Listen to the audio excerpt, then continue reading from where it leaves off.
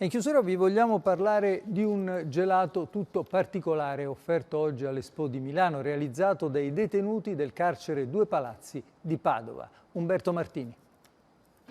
Detenuti e pasticceri. Direttamente dal carcere di Padova arrivano a Expo gelati e panettoni realizzati nel laboratorio dietro le sbarre, un progetto della cooperativa Officina Giotto.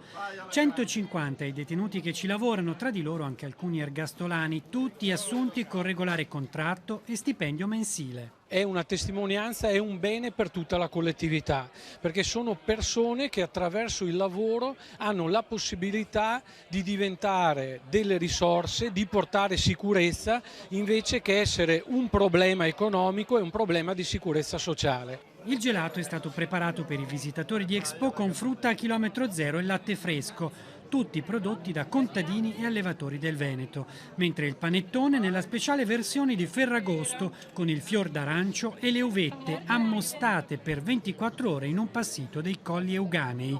Secondo i dati del Ministero della Giustizia, i detenuti che lavorano in modo stabile e seguono un percorso completo tornano a delinquere solo nel 2-3% dei casi, contro una recidiva del 70% per chi non lavora. Ma oggi su 52.000 detenuti italiani sono solo 700 quelli che lavorano regolarmente all'interno dei centri penitenziari.